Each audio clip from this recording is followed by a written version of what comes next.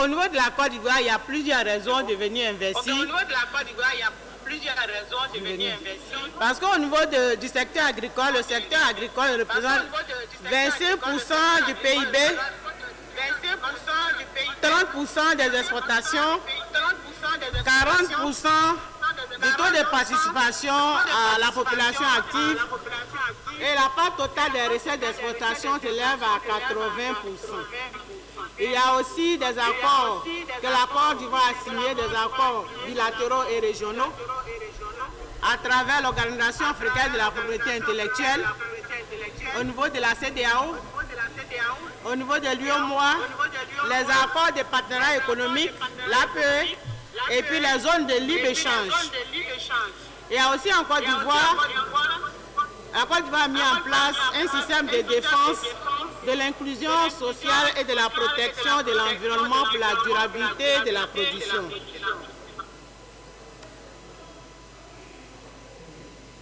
Quelles sont les actions du gouvernement? Au niveau du ministère de l'Agriculture,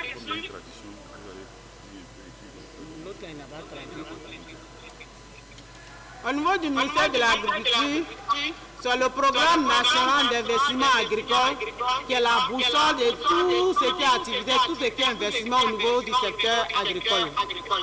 Et le programme national d'investissement agricole provient de la vision du président de la République de la Côte d'Ivoire à travers la Côte d'Ivoire solidaire, qui a permis d'élaborer un plan national stratégique, la vision 2030, ainsi le programme national de développement national agricole, et puis on a abouti au PNIA.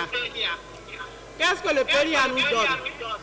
Le PNIA concerne le secteur de l'agriculture, de l'élevage, de la pêche, de l'aquaculture, de la gestion de l'environnement et les problématiques liées à la sécurité alimentaire. Et ce programme part de 2018 à 2025 et il va être révisé pour qu'on tienne compte des nouvelles problématiques.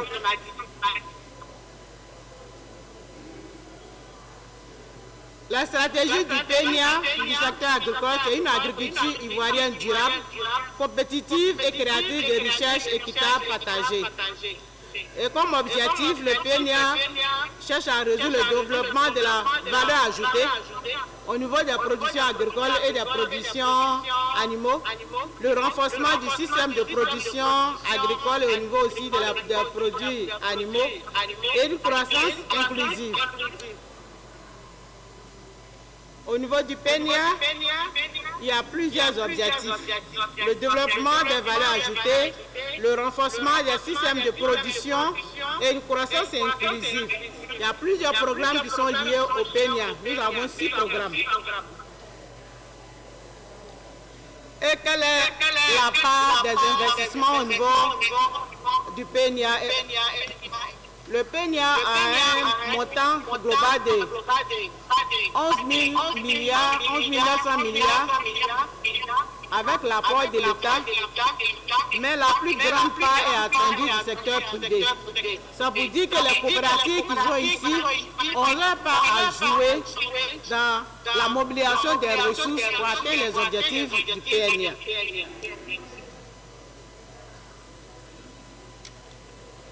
Comme acquis, nous avons au niveau du ministère de l'Agriculture la loi d'orientation agricole qui donne les orientations par rapport à toutes les décisions au niveau du secteur agricole, le renforcement des exploitants et exploitations, la mise en place de l'agence foncière rurale, l'AFOR, pour sécuriser les terres, la loi d'orientation sur le développement durable, parce qu'aujourd'hui au niveau du marché européen, il y a des réglementations qui sont prises pour sécuriser la production durable. Donc si vous ne respectez pas ces réglementations, vous ne pourrez pas exporter vos produits sur le marché international. Donc la Côte d'Ivoire a déjà pris des dispositions dans ce sens. Il y a aussi la stratégie nationale de développement du secteur du riz, parce que nous savons que la Côte d'Ivoire importe une énorme quantité de riz, alors que nous avons la potentialité des produits du riz en Côte d'Ivoire d'être autosuffisants et même d'exporter. Donc aujourd'hui, la vision du gouvernement, c'est de produire en quantité du riz, d'être autosuffisant et même exporter. Donc pour cela, il y a une stratégie nationale qui existe. Comme opportunité au niveau de la Côte d'Ivoire, nous savons que la Côte d'Ivoire est le premier pays producteur et exportateur des fèves de cacao. Mais aujourd'hui, la volonté du gouvernement, ce n'est plus d'exporter les fèves brutes, c'est de pouvoir les transformer localement, produire des emplois pour nos jeunes qui sont partis à l'école, qui sont diplômés, qui ne travaillent pas. Et vous-même, les femmes qui sont là, qui sont actives dans le domaine agricole, c'est de prendre votre part dans cette transformation-là pour que vous soyez vraiment libres, pour que les femmes aient les moyens, parce que quand une femme a les moyens, c'est la famille qui se sent mieux. Donc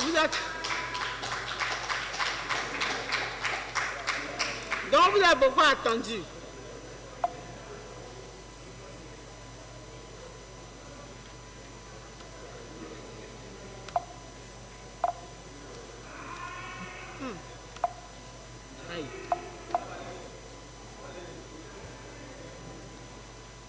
Il y a aussi le caoutchouc naturel qui est produit en Côte d'Ivoire. Nous voyons qu'en Côte d'Ivoire, partout, il y a des normes, il y a des plantations de VA. Donc aujourd'hui, c'est de pouvoir les transformer localement. Non seulement avoir des produits de première transformation, mais avoir des produits utilisables aussi sur le marché. Par exemple, les pneus, pourquoi ne pas avoir des usines pour transformer les pneus en Côte d'Ivoire? Pourquoi ne pas avoir des usines pour avoir des produits de première nécessité que nous utilisons directement en Côte d'Ivoire? Donc pour cela, il y a plusieurs plateformes de transformation qui ont été créées au niveau de cette plateforme-là. Il y a Akopé, Bonois et Yamsokro. Il y a aussi plusieurs mesures qui ont été prises par le gouvernement pour encourager ceux qui voudraient venir investir dans ce domaine-là. C'est-à-dire des exonérations au niveau douanier pour l'importation du matériel pour l'installation des usines. Donc, ne pensez pas que ce sont les hommes seulement. Vous, en tant que coopérative, vous pouvez vous mobiliser pour créer des usines.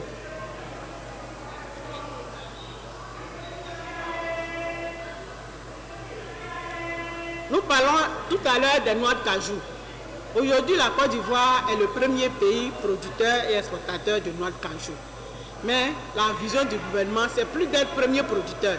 On voudrait aussi être premier pays transformateur de nos productions locales. Donc actuellement, la volonté, c'est de pouvoir transformer. Donc en tant que coopérative, vous jouez votre rôle aussi en venant prendre des parts de marché dans ces transformations-là.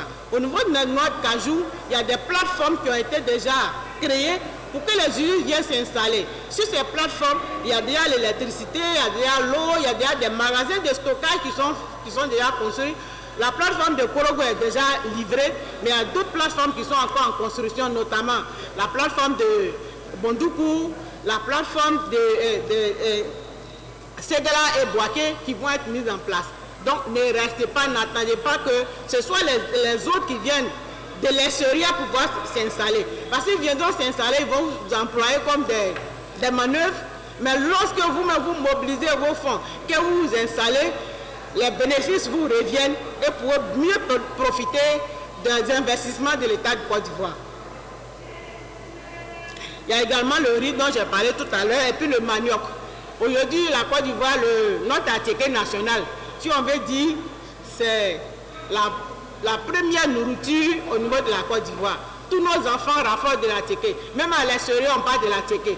Aujourd'hui, à travers le ministère du Commerce et puis, on a pu labelliser la teke. Ça veut dire qu'on l'a protégée. Désormais, aucun autre pays ne pourra produire la teke que nous avons et puis lui donner le nom d'ateke. Si le Burkina produit son ateke, il va lui donner un autre nom, pas la teke. Si la Chine produit la teke, il donnera un autre nom, mais pas la teke. Nous avons déjà protégé notre ateke. Il y a également la mangue. La mangue, qui est une production aussi du Nord, où lorsque la campagne commence, il y a 14% des femmes qui travaillent dans les usines. Aujourd'hui, la Côte d'Ivoire veut accompagner les producteurs pour installer une usine de transformation. Hier, on était à un atelier où il y a un projet du ministère de l'Agriculture qui veut installer une usine de production de jus, comme ça se fait au Mali, comme ça se fait au Burkina. Et aujourd'hui, les investisseurs au niveau de la Côte d'Ivoire, de la Chambre du commerce, de la CGC, sont engagés.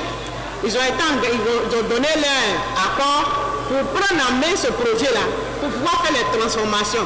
La maman parlait tout à l'heure des pertes post-récolte. C'est parce qu'il n'y a pas de conservation, il n'y a pas de transformation sur les lieux de production. Aujourd'hui, le gouvernement a pris à main d'installer une usine pour faire la transformation, pour faire la collecte. Ce qui n'est pas exploité sera transformé pour ajouter des valeurs ajoutées.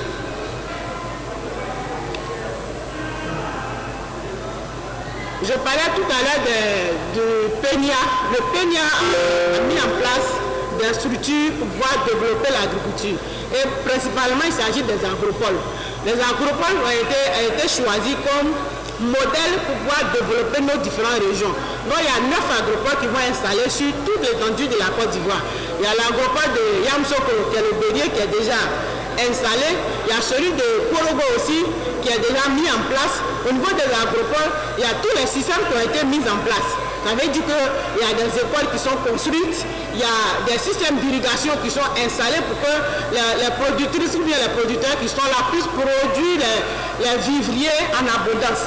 Sur ces agropoles, il y a des centres de collecte qui sont aussi installés pour que vous puissiez grouper vos produits.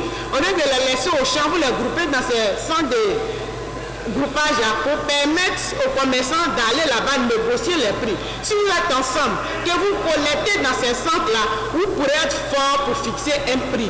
Si moi je suis sûr, on me trouve au champ, je peux fixer un prix. Mais si nous sommes ensemble et qu'on a dit aujourd'hui sur notre centre-là, le cureur attend le commerçant qui vient est obligé de payer à ce prix.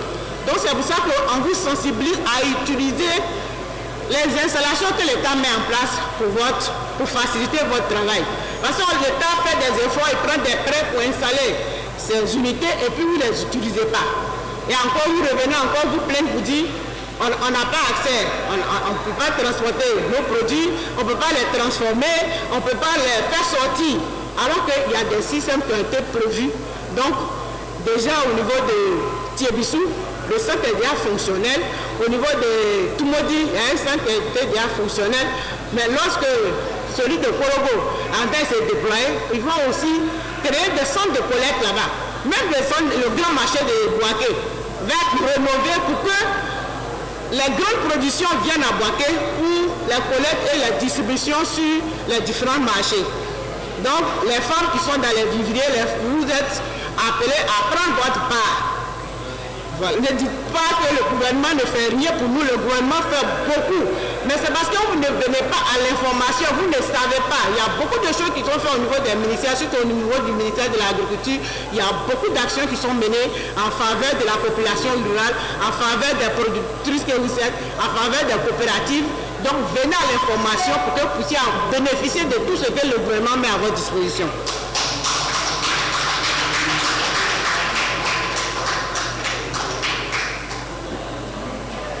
Donc au niveau de ces centres-là, de ces agropoles, il va y avoir, comme j'ai dit, les systèmes d'irrigation pour ceux qui veulent faire les productions. Vous savez que le système, on ne dit pas que c'est mon terrain, mais on aménage des terrains. Celui qui veut effectivement produire, ceux-là, ils s'installent là-bas, ils font la production et ils les collectent pour envoyer sur les centres de collecte. Et au niveau des centres de collecte, il peut y avoir des usines de transformation qui font venir prendre les produits. Parce qu'une chose est d'installer les usines de transformation. Souvent, on installe les usines de transformation, mais l'approvisionnement en matière première est difficile. Donc, c'est pour ça qu'aujourd'hui, l'État a réfléchi pour installer ces centres de collecte, de pré-collecte. Il y a des centres de pré-collecte, il y a des centres de collecte où vous groupez vos produits. Ça permet à celui qui veut la transformation de signer des contrats avec vous. Vous n'avez plus à discuter des prix au champ où c'est le commerçant qui vient prendre à vil prix vos productions. Si vous êtes sur des centres de collecte, c'est vous qui fixez les prix. Vous accordez, vous entendez, aujourd'hui le prix c'est à tel prix qu'on fixe. Quand ils viennent, ils paient à tout. Toutes les productions sont payées au même prix. En ce moment-là, vous bénéficiez des bénéfices de vos souffrances au champ, de vos souffrances au soleil. Donc, l'État fait beaucoup de choses pour vous. Donc,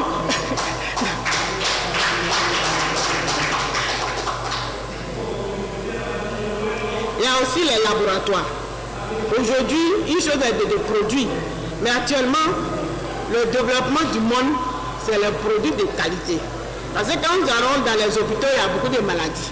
On ne connaît pas la source des maladies. Mais on leur dit que notre premier médicament, c'est la nourriture. Donc, pour avoir des produits de qualité, il faut pouvoir faire des analyses. Aujourd'hui, au niveau du ministère d'État, ministère de l'Agriculture, du développement rural des productions vivrières, il y a un projet qui est en train de mettre en place au niveau du laboratoire, le LANADA, des équipements pour pouvoir analyser nos produits et qu'on puisse les vendre dans les supermarchés. Parce que pour vendre dans les supermarchés, il faut montrer que ton produit est de qualité. Et pour avoir des produits, pour avoir les résultats, c'est au laboratoire. C'est le laboratoire qui est bien équipé, qui a les équipements de pointe, qui peut te donner de vrais résultats et qui vont te faciliter l'entrée dans les supermarchés, qui vont te faire rentrer dans les grands hôtels pour distribuer vos produits. Et puis même quand vous voulez exporter, c'est à partir des laboratoires. Donc, le ministère est en train de rénover les laboratoires pour que vous puissiez venir analyser vos produits et que vous puissiez aller défendre ces produits-là sur le marché pour dire, moi, ma production, voilà la qualité, voilà les résultats que j'ai eu au laboratoire. En fonction de ça, tu peux les distribuer dans les supermarchés. Ce n'est pas les produits d'importation. Si le gouvernement est en train de promouvoir la transformation locale, c'est pour que nous puissions vendre nos produits aussi dans nos supermarchés. C'est pour que vous aussi puissiez bénéficier de tous ces acquis. Donc, les laboratoires sont à votre disposition également pour l'analyse de vos productions. Il y a aussi également des magasins de stockage. Parce qu'on peut produire et puis ne pas avoir les lieux pour les stocker. Donc, tout ça est prévu. Des chambres froides, par exemple, les produits frais. Des chambres froides pour pouvoir les stocker en attendant de pouvoir transformer, en attendant de pouvoir vendre. Pour les produits secs aussi, bon, on n'a pas besoin de gens froids, mais on a besoin de grands magasins de stockage aérés. Donc, tout ça est prévu dans le programme du gouvernement.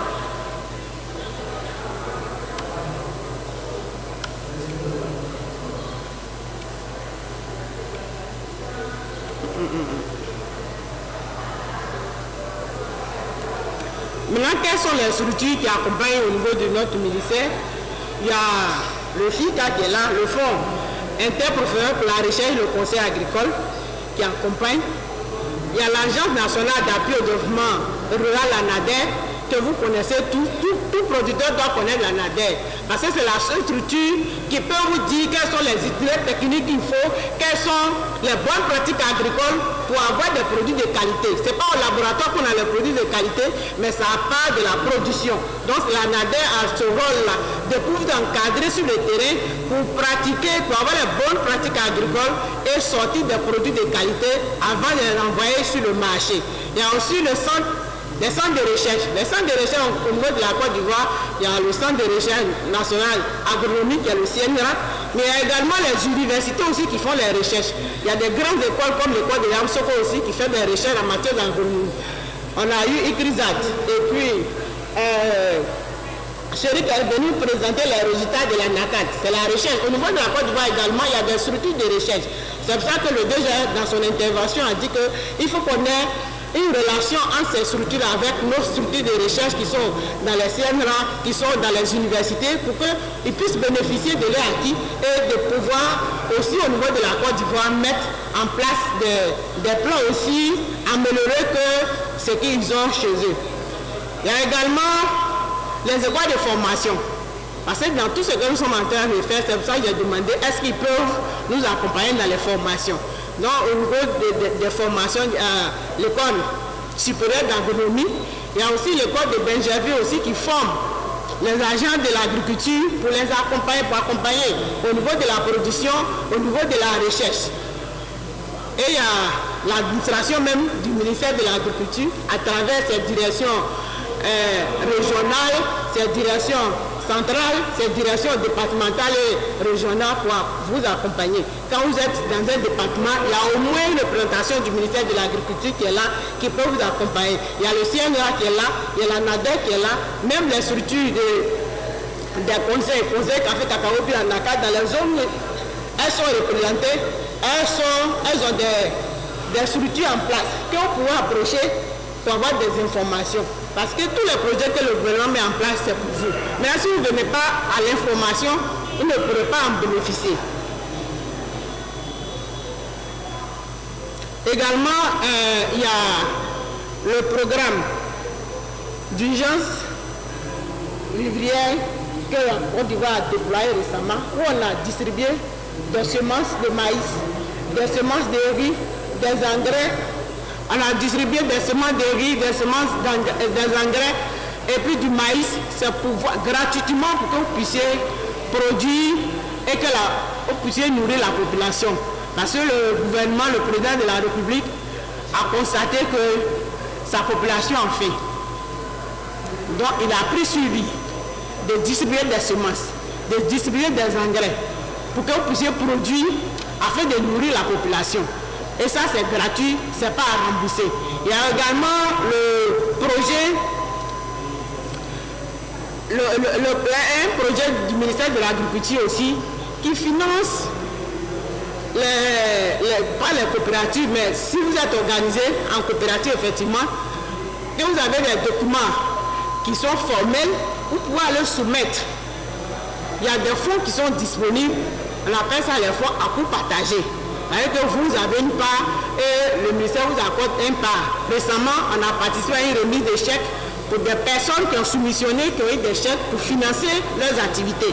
Donc, il y a ces fonds-là qui existent. C'est pour ça que je vous dis, allez-y à l'information pour que tout ce que le gouvernement, les décisions que le gouvernement prend, que les initiatives du ministère de l'Agriculture, vous puissiez en bénéficier parce que c'est pour vous que ces programmes sont élaborés. Donc c'est sur ce que je voulais vous dire merci de m'avoir écouté.